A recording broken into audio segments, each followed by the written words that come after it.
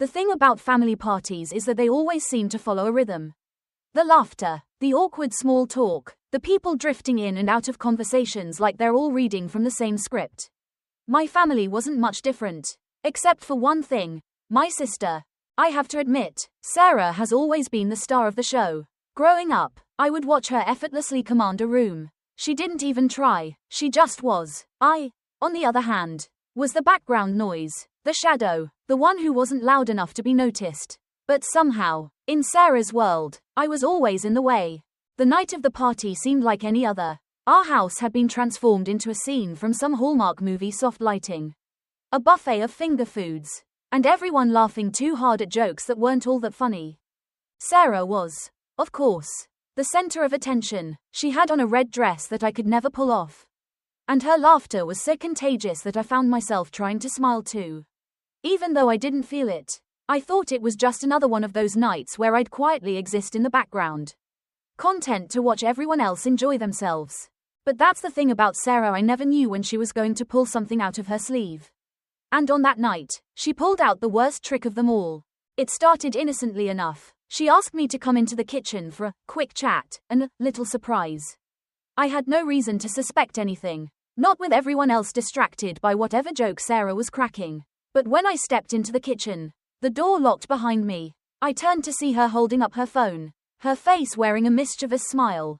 "You're going to love this," she said, clicking a button. I felt a cold wave of dread wash over me before I even saw what she was doing. The screen showed a post on Instagram. A video, my face, red and humiliated, was captured in real time at the party. The caption read, "When you try to hide a relationship from your family, but your secret's out." My stomach twisted into knots. My heart skipped. What the hell is this? "Sarah?" I asked, my voice barely a whisper. But Sarah just laughed, a laugh that sliced through me like a knife. "Oh, don't worry," she said, still recording. "It's just a little joke. Everyone's going to love it. Trust me, they'll laugh." She wasn't wrong. My whole family did laugh. But not because it was funny. They laughed because they thought it was true. The laughter in the background blurred into a steady hum, a noise I couldn't escape, no matter how hard I tried.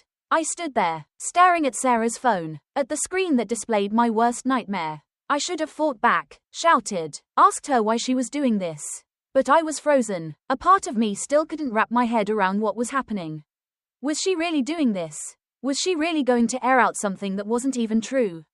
Just for a laugh? She was. The phone buzzed as the video was posted. Within minutes, people began commenting. "Wait, what? No way. I thought she was single. I knew something was off with her. You can't hide things like that from family." Each notification felt like a punch to the gut. My secret, whatever Sarah had invented, was now out in the open. And not just out there, it was spread.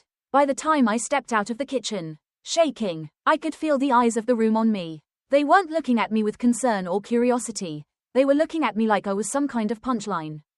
"Is that true?" my Aunt Laura asked me as soon as I stepped into the living room. She didn't even wait for me to respond before turning to Sarah. "What's all this about? Did she really keep something like that from us?" Everyone started chiming in, and the heat from their questioning glares made my chest tighten. I couldn't speak. I wanted to. I needed to. But the words wouldn't come out. Sarah was standing behind me now, watching it all unfold with a satisfied smirk. "I didn't know she was hiding it from you all," she said, her voice light, as though this was some harmless game. "I thought it was kind of funny. Honestly, I just wanted to let the family know. Nothing to be ashamed of." Right. The crowd laughed. Not everyone, but enough. It was all too much. The people who'd always praised Sarah, who'd cheered for her in every little victory, now turned to me with their raised eyebrows and whispered remarks. And what could I say to them? How could I explain that this was a lie? That I hadn't been hiding anything? How could I erase the shame that had already started to settle in my chest? By the time I made it to my car later that night, I could feel my heart racing. I wanted to leave, just disappear, go anywhere that didn't remind me of what had just happened. I pulled out my phone to check the social media mentions. But the second I saw the flood of comments, I threw it back into the passenger seat. I thought I could handle it. I really did, but I was wrong. The days after that party felt like a blur. It was as if someone had taken my life and pressed fast forward. Every conversation seemed laced with an undercurrent of mockery. Like everyone knew what had happened, but no one had the decency to ask me how I felt about it. I didn't speak to Sarah for a week. Not that she tried to reach out. She was too busy basking in the aftermath of her joke, sharing the good laughs, the funny moments. But every time I saw her face in the group chats or heard her name mentioned, I felt like a weight pressing down on me. And it wasn't just her. The family had, for the most part, backed her up. They saw the prank as harmless fun. They laughed at the video, commented on it, shared it, as if this was just one more funny moment to add to the pile of memories that would fade with time. But I couldn't forget. I couldn't just brush it off.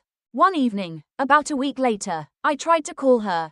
I don't know what I expected. An apology, an acknowledgement that maybe, just maybe, she had gone too far. Instead, I got her voicemail, and I hung up without leaving a message. What was the point? I was too angry, too hurt to even know what I'd say to her. For the first time in my life, I found myself questioning everything I knew about our relationship. Had Sarah always seen me as a target for her jokes? Was I just a backdrop in her life? A source of amusement she could use whenever she felt like it?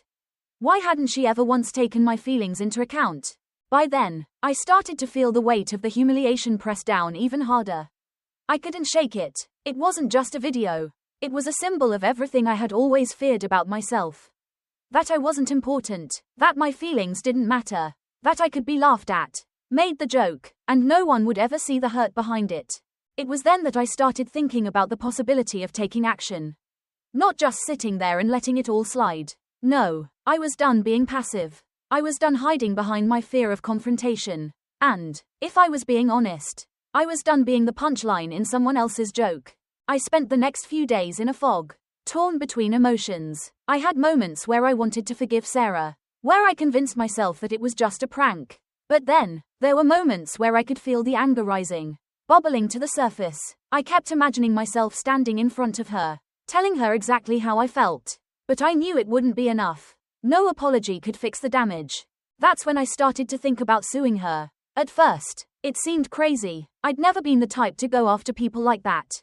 But as I thought more about it, I realized that this wasn't just about a prank, it was about respect, boundaries, and my dignity. I did some research, called a lawyer, and explained the situation. It wasn't an easy conversation. The lawyer was hesitant at first, warning me about the emotional toll it could take. Lawsuits weren't simple, and family lawsuits were even more complicated.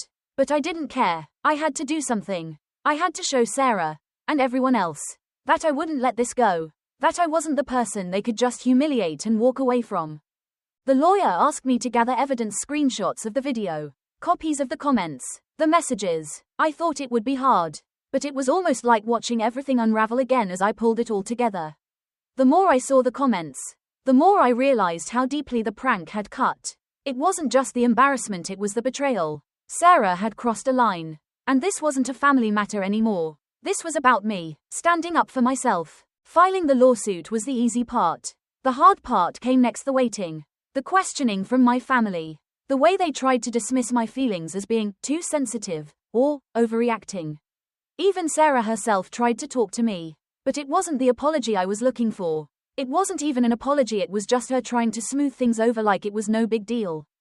The court proceedings were grueling. I had to relive the worst night of my life in front of a judge and a jury. And, though my lawyer was on my side, I felt like every step forward took me deeper into a place I wasn't sure I wanted to go. The lawsuit wasn't just about legal victories, it was a journey of confronting everything I'd suppressed. I'll be honest, there were moments when I wanted to quit. Moments when I thought, why am I doing this? Maybe it's just a joke. Maybe I'm overreacting. But then I remembered the video. I remembered the looks on their faces. I remembered how small it made me feel. And I knew this wasn't just about winning the case. It was about reclaiming something I'd lost, my voice. As the legal battle dragged on, I found myself becoming a different person. At first, it was just about standing up for what had happened at the family party. I thought that winning the case would be the moment I finally felt like I had control over my life again. But I began to realize that it wasn't just about the lawsuit anymore, it was about everything I had been running from my entire life. Before the lawsuit, I had been a quiet person. I didn't like confrontation. I didn't like rocking the boat. But now, here I was, fighting for my dignity in front of strangers, facing down my own family, and having to publicly declare that what Sarah had done was not just a prank. It was emotional harm, it was manipulation, it was bullying. The more I prepared for the court dates, the more I found myself looking inward, reflecting on my relationship with Sarah and the family. It wasn't just this one moment, it was a lifetime of little things that had been building up. The times Sarah had teased me for being too shy, the way she had always gotten away with being the favorite, the way the family always excused her behavior because she was just fun. I thought about the times I had stayed quiet, hoping that if I just ignored the hurt, it would go away. But now, standing up for myself in court, I realized something important. This wasn't just about winning or losing, it was about acknowledging my right to be seen. My right to exist in my family without being the joke. And as I thought about this, something inside me shifted. I was no longer just a passive player in my own life. I wasn't the person who let Sarah walk all over me. I was the person who took control of the narrative, who chose to take action, to say, I deserve more than this. That realization was more powerful than anything the lawyer could tell me. More important than any court ruling. The courtroom was cold. I had been prepared for it to be intimidating, but nothing had prepared me for the reality of being on trial. The judge, the jury, the lawyers all watching me as I testified. The weight of their gaze felt like 100-pound stone pressing down on my chest. When it was my turn to speak, my lawyer had already laid out the case, how the video had been shared, how it had caused emotional distress, and how Sarah had failed to take responsibility for her actions. Now, it was my turn to explain how I had felt in the aftermath. How I had been torn apart by the laughter, by the cruelty of it all. As I spoke, I didn't look at Sarah. I couldn't. I didn't know if I'd be able to keep my composure if I did. Instead, I focused on the jury, on the judge. I spoke about the emotional toll, the way the prank had shattered my sense of self-worth. The way it had made me question my relationship with my family. With Sarah, I told them how I had been humiliated, not just in front of my family, but in front of the world when that video went viral. And as I spoke, I felt something stirring within me. It was a feeling I had never really known before, strength. I had never spoken so openly about my feelings. Not to anyone, especially not to a room full of strangers. But there, under the spotlight, I found my voice. The defense lawyer tried to undermine my testimony, claiming that it was all just a harmless joke. People get embarrassed all the time, he said, and they move on. This isn't a case of emotional distress. This is just a case of someone who doesn't know how to take a joke. His words stung, but I didn't let them break me. I had already heard those excuses from my family, from Sarah, but I knew better now. This wasn't just a joke. It wasn't just a prank. It was a violation. The hardest part of the trial was seeing Sarah's face in the courtroom. She looked different now, less confident, more defensive, but still, there was a part of me that wanted to believe her, wanted to believe that maybe, just maybe, she hadn't meant for things to go this far. But deep down, I knew the truth. It wasn't the first time she had crossed a line, and it wouldn't be the last if I let her. The waiting was unbearable. After the final arguments were made, the judge asked for a recess while the jury deliberated. I sat in the waiting room, numb, my hands clammy. My lawyer sat next to me, occasionally offering words of encouragement. But nothing could calm the storm swirling in my chest. I kept replaying the trial in my mind. Did I say enough? Did I make them understand? Was I convincing? When the door to the courtroom finally opened, I felt like the world was holding its breath. The jury filed in, and the silence was deafening. We, the jury, find in favor of the plaintiff. The foreman said. My heart skipped a beat. Then another. The defendant, Sarah Thompson, is ordered to pay damages for the emotional distress caused by her actions. The amount to be determined by the court. I didn't know what to say. I didn't know what to feel. I had won, but it didn't feel like a victory. It felt like a release. I looked over at Sarah, who was sitting across from me, her face pale. For a brief moment, I thought I saw something in her eyes. Regret. Maybe. Or even guilt. But then she looked away. And the moment passed. The court case wasn't the end of it. In many ways, it was just the beginning. The damage had been done. But now I had to figure out how to move forward. In the weeks following the verdict, I focused on rebuilding myself. I took time off work, spent days reflecting, and sought therapy to help process everything I had been through. It wasn't an easy journey, but I was beginning to understand something important. I wasn't broken. I wasn't the same person who had been humiliated at that party. The hardest part was navigating my relationship with Sarah. In the aftermath of the case, we had limited contact. She reached out once or twice, sending messages that were vague and apologetic. But I wasn't ready to forgive her. Not yet. I needed time to heal. And she needed to understand the full weight of what she had done. Eventually, Sarah did apologize. It wasn't the grand, emotional apology I had expected. It was simple, too simple. Maybe, but it was an apology. And I had to decide whether I was ready to accept it.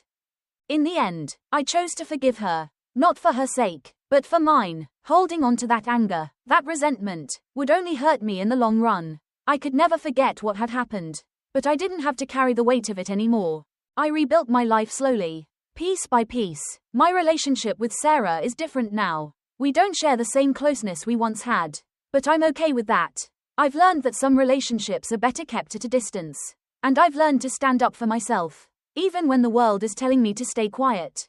Looking back on everything, I realized the prank wasn't just a turning point, it was a wake-up call. I had been living my life in the background, letting others dictate how I should feel, who I should be. But now, I know I am more than the sum of their expectations. I am not a joke. I am not the punchline. And I am not afraid to speak up anymore. The family party feels like a distant memory now, a chapter I can look back on with a sense of pride. Not because I won the case, but because I finally stood up for myself. I fought for my dignity, and in doing so, I found my strength. The future feels different now. There's a sense of freedom I never thought I would find, a sense of peace that I had been searching for all along. And no prank, no joke, no person can ever take that away from me.